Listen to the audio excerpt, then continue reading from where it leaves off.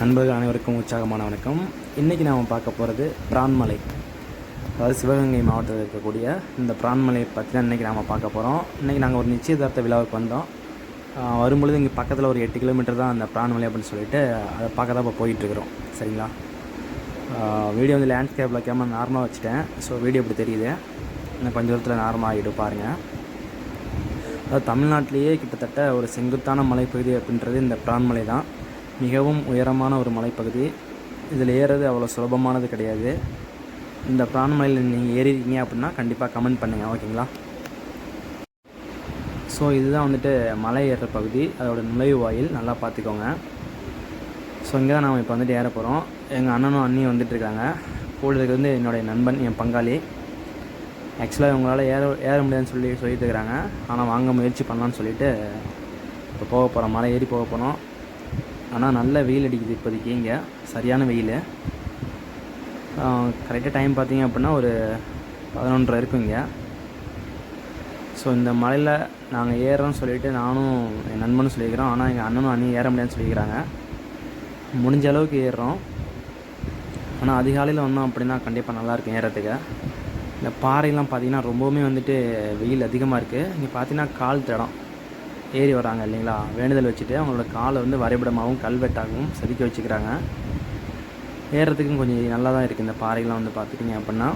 ஆனால் ஹீட் அதிகமாக இருக்குது. ஸோ நீங்களாம் யாருன்னா ஏற வரீங்க அப்படின்னா செப்பல் போட்டு வாங்க. அந்த மலைப்பாதை வந்து பாருங்கள் அவ்வளோ அழகாக இருக்குதுன்னு சொல்லிவிட்டு. வெறும் பாறைகளாக மட்டும்தான் இருக்குது. நல்ல வேளை இங்கே முள் அதிகமாக கிடையாது, நடக்க தகுந்த மாதிரி ஒரு பாதை தான். ஆனால் கொஞ்சம் செங்குத்தான உயரம் அப்படின்றனால கொஞ்சம் நடக்கிறதுக்கு சிரமமாக இருக்கும் வயசானவங்களுக்கு. வந்து என் நண்பன், என் பங்காளியும் கூட, எங்கள் அண்ணனும் அண்ணியும் வராங்க. ஆக்சுவலாக இவங்க வந்துட்டு ஏற முடியல அப்படின்னு சொல்லிட்டு பாதிலேயே நின்றுவாங்கன்னு நினைக்கிறேன். ஆனால் அப்படி தான் தோணுது. இதெல்லாம் சுற்றுலாவுக்கு வந்த சின்ன பசங்க ஏறிட்டு இறங்குறாங்க, மலையை ரிட்டன் இறங்குறாங்க கீழே. நாங்கள் இப்போ தான் ஏற ஸ்டார்ட் பண்ணுறோம். ஸோ பிரான்மலையில் சுற்றி இருக்கக்கூடிய நண்பர்கள் இருந்தீங்க அப்படின்னா கண்டிப்பாக கமெண்ட் பண்ணுங்கள். இந்த பிரான்மலை எங்கே இருக்குதுன்னு கேட்டிங்கன்னா சிவகங்கை மாவட்டத்தில், ஆல்ரெடி சொல்லிட்டேன் முன்னாடியே. முக்கியமான விஷயம் என்ன அப்படின்னா, இந்த மலையில் ஏறி இறங்குறது நம்மளோட உடம்புக்கு அவ்வளோ ஆரோக்கியம். அதுபோல் நீங்கள் தனியாலாம் இங்கே வந்து வரக்கூடாது. வந்தீங்கன்னா கண்டிப்பாக ஒரு 3-4 பேர் சேர்ந்து வந்தால் தான் போர் அடிக்காது உங்களுக்கு, ஓகேங்களா? நாங்கள் இப்போ ஒரு 4 பேரை சேர்ந்து ஏற போகிறோம் இந்த மலையில். மலைப்பகுதியோட இந்த பாதை வந்து பார்த்திங்க அப்படின்னா வெறும் கல்லும் பாறைகளாலும் இருக்குது. முடியாதுன்னு நினச்சா எதுவுமே முடியாது. ஆனால் இந்த மாதிரி பாறைகளை ஏற எனக்கு ரொம்ப ரொம்ப பிடிக்கும். பாருங்கள், நான் வந்து காட்டுறேன். என்னென்னு தெரில, ஸ்வெட்டிங் அதிகமாக இருக்குது வெயில் அப்படின்றனால கேமரா வந்து ரொம்ப ஷேக் ஆகுது. முடிஞ்ச அளவுக்கு நான் எடுக்கிறேன் பாருங்கள். இப்போ ஆப்போசிட்டில் பாருங்கள் எல்லாம் நடந்து வந்துட்டு இருக்காங்க. பட் நம்ம அவங்க வீடியோ எடுக்க வேண்டாம், ஏன்னா பெண்களை எடுக்கக்கூடாதுன்னு தவறு. நம்ம அவங்க தான் எடுத்து நினச்சிப்பாங்க. ஸோ நான் ஹைட் பண்ணிட்டேன். பார்த்தீங்க அப்படின்னா இந்த பாறை ஒரே நேராக போக கிடையாது, வளைஞ்சி இந்த பாதை வந்துட்டு போகுது. ஸோ இங்கே தடுமாறி கீழே நம்ம வந்து விழக்கூடாது. விழுந்தோம் அப்படின்னா கம்பல்சரி கைகாலில் அடி பயங்கரமாக விழும். இயற்கை பிடிக்கும், மலை ஏற பிடிக்கும் அப்படின்னா கண்டிப்பாக நண்பர்கள் இந்த பிரான்மலையை வந்து முயற்சி பண்ணுங்கள். இந்த பிரான்மலையோட உச்சியில் தர்கா வந்து இருக்குது. அங்கே பார்த்தீங்கன்னா ஒரு சுனையும் கூட இருக்குது. சுனை அப்படின்றது வந்துட்டு ஒரு குடிநீர் தொட்டி மாதிரி ஒரு குளம், ஓகேங்களா?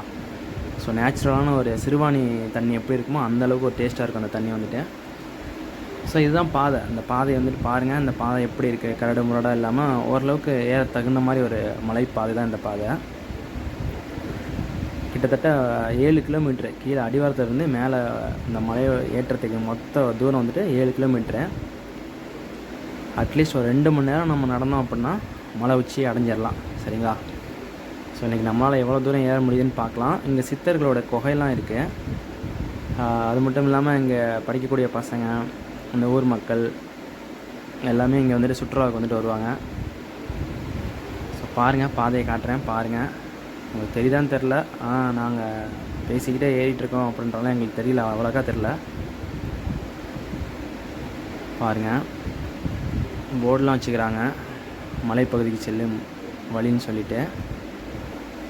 ஆல்சோ இங்கே ஒரு முருகன் கோவிலும் இருக்குது, அப்புறம் சித்தர்களுக்கான கோவிலும் இருக்குது. போர்டு கட்டுறேன் பாருங்கள். ஸோ இது வழியாக தான் போகணும்னு சொல்லிவிட்டு அங்கேயான போர்டு வச்சுக்கிறாங்க. என்ன அப்படின்னா, நம்ம மழைக்காலங்களில் இந்த பகுதிக்கு வந்தோம் அப்படின்னா ரொம்பவுமே நல்லாயிருக்கும். இப்போ வெயில் காலம் அப்படின்றனால ரொம்பவுமே தண்ணி தாகமாக இருக்குது. ஸோ பாருங்கள், கொஞ்சம் நம்ம ஸ்லிப்பாகி விழுந்தாலும் பள்ளம் தான், பள்ளத்துலலாம் விழுந்துடாதீங்க யாரும். வரும்போது கையில் ஒரு ஸ்டிக்கு கூட வச்சுக்கோங்க. ஏன்னா சிலவங்களுக்கு வந்துட்டு நடக்க பழக்கம் இல்லாதவங்களுக்கு கண்டிப்பாக கொஞ்சம் சிரமமாக இருக்கும். பாருங்கள், வயசான ஒரு அண்ணாலாம் வந்துட்டு தைரியமாக ஏறிட்டு வராரு, அசால்ட்டாக வராரு. ஸோ நாமளுமே கொஞ்சம் கொஞ்சமாக ஏறி போயிட்டுருக்குறோம் மலைக்கு. இந்த பிரான் மலையில் நீங்கள் யாராவது ஏறினீங்க அப்படின்னா கண்டிப்பாக கமெண்ட் பண்ணுங்கள். இன்னுமே நான் வீடியோ வந்து தெளிவாக எடுக்கணும்னு ஆசைப்பட்றேன். ஆனால் இந்த எபிசோடில் கிடையாது, இன்னும் ஒரு நாள் கண்டிப்பாக நான் வந்துட்டு தெளிவாக வந்துட்டு எடுப்பேன் வீடியோ வந்துட்டு. ஏன்னா இப்போ கேமரா பேக் சைடில் வந்துட்டு கொஞ்சம் ஈரப்பட்டிருக்கனால கரெக்டாக எடுக்க முடியல. ஸோ பாருங்கள், இங்கேருந்து கீழே வந்து பாருங்கள் எப்படி இருக்குன்ட்டு. ஓகேங்களா? ஸோ இந்த மலைப்பகுதியை வந்துட்டு பாருங்கள். உங்களுக்கு இதில் ஏதாவது டவுட் இருக்குன்னா கண்டிப்பாக கமெண்ட்டில் கேளுங்க. இந்த மலையை சுற்றி நிறைய மூலிகை செடிகளும் வந்துட்டு இருக்குது. அதெல்லாம் கூட நம்ம தேடி போகலாம். ஆனால் இதற்கான நேரம் இப்போதைக்கு கிடையாது. ஸோ முடிஞ்ச அளவுக்கு நம்ம மலையை வந்துட்டு ஏறி அந்த சித்தரோட குகையை பார்ப்போம். இங்கே பாதியிலே பார்த்தீங்க அப்படின்னா ஒரு முருகன் கோயிலும் இருக்குது. ஆல்சோ அங்கே கூட ஒரு சுனை இருக்குது. அந்த சுனையில் இப்போ 2 வருஷத்துக்கு முன்னாடி கூட 2 குழந்தைங்க வந்து உள்ளே வந்து இறந்துட்டாங்கன்னு கேள்விப்பட்டோம். ஏன்னா பாறை இடுக்கில் போயிட்டு மாட்டிக்கிட்டாங்க.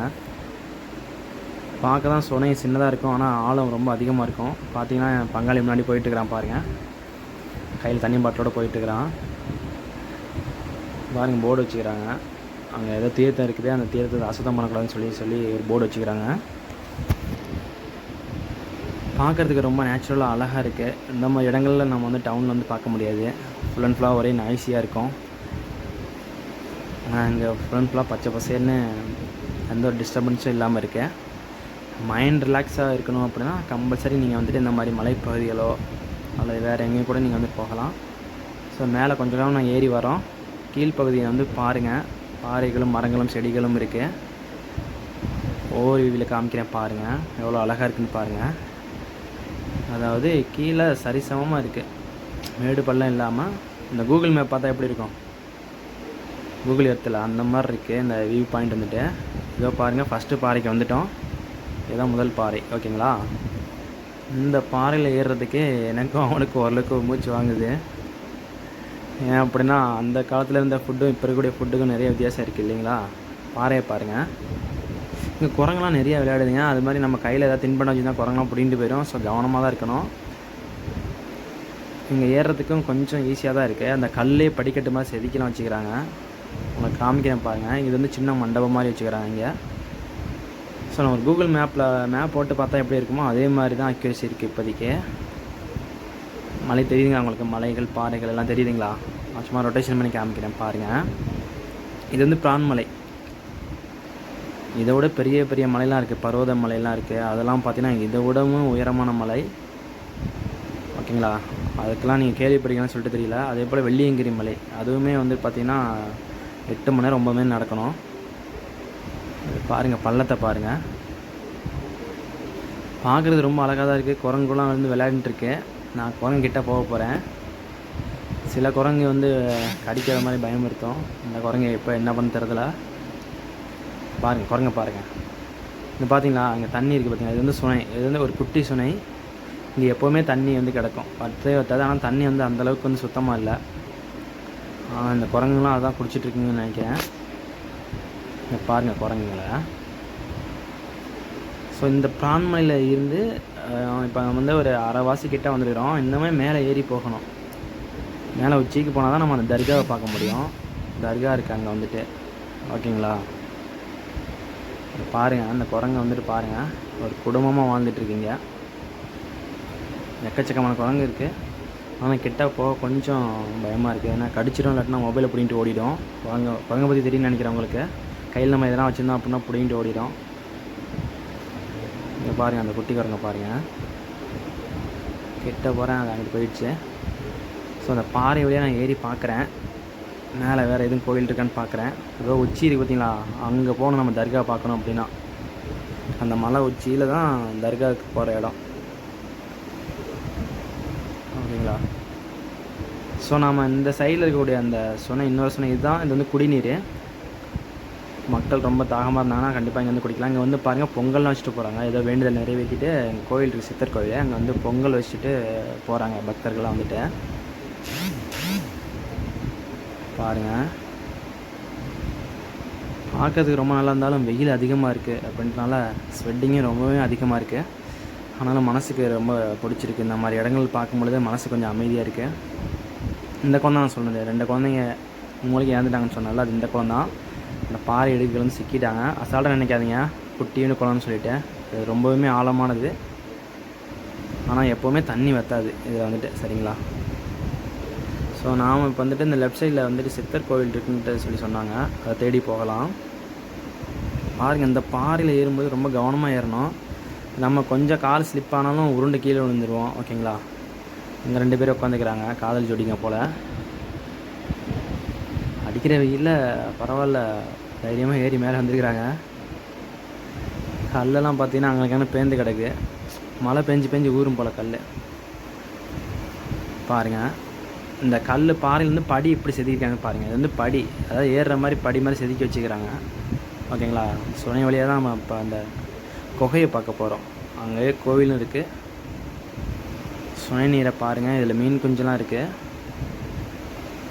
ஓகேங்களா? இந்த பிரான்மலை ஏறணும்னு எனக்கு ரொம்ப நாள் ஆசை. ஆனால் யாருமே வந்துட்டு சப்போர்ட் பண்ணலை. அதான் இன்றைக்கி நானாகவே வந்துட்டு ஏறலாம்னு சொல்லிட்டு ஏறி வந்திருக்கேன். ஒரு நாள் முழுசாக ஏறி பார்க்கணும், மேலே உச்சியில் போயிட்டு பார்க்கணும். அங்கே இருக்கக்கூடிய அந்த சுனை நீர் வந்து குடிக்கணும்னு சொல்லிட்டு ஒரு ஆசை இருக்குது. இங்கே பாருங்கள், படி கட்டியிருக்காங்க. எப்படி கட்டியிருக்காங்க பாருங்கள் படியாக. படிலாம் ரொம்ப அழகாக கட்டியிருக்காங்க. ஆனால் இந்த படிலாம் இப்போ தான் கட்டின மாதிரி எனக்கு தோணுது. பட் எப்படின்னு தெரியல.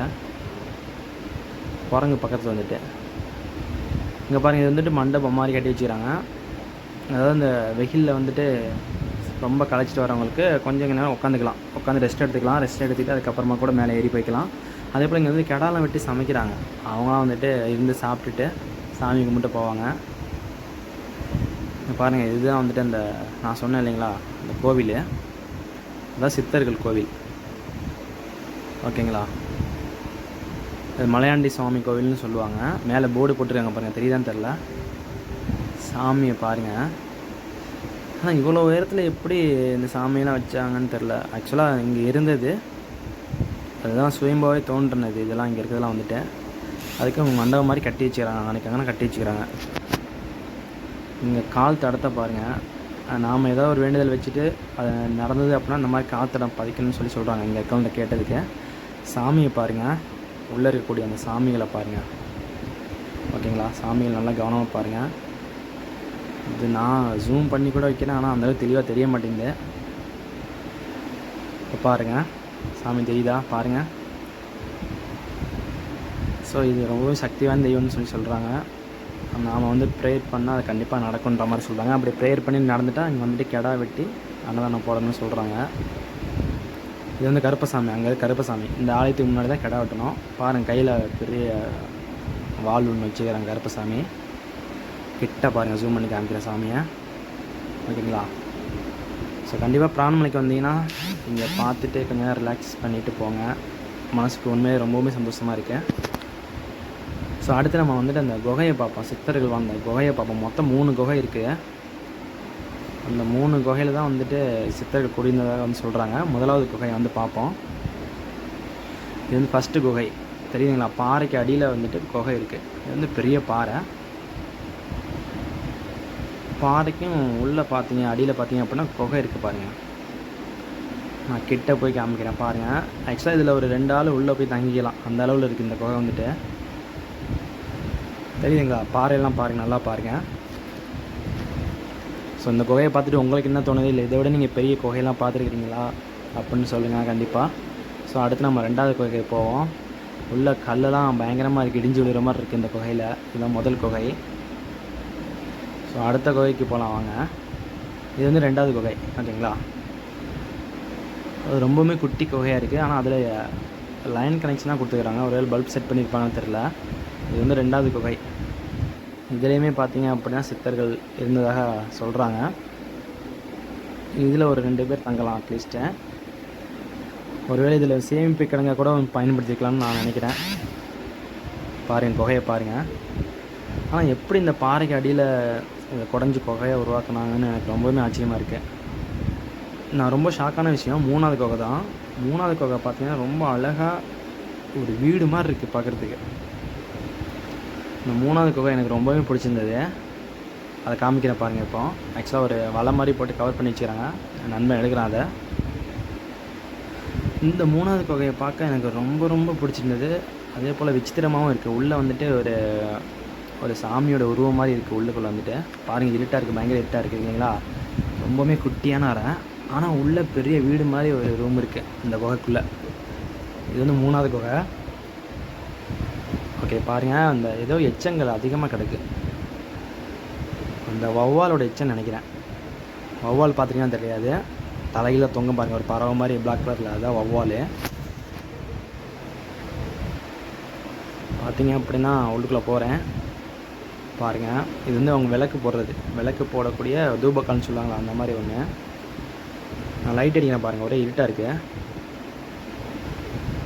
குகைக்குள்ளே வந்தாச்சு பாருங்கள். இதுதான் குகை, ஓகேங்களா.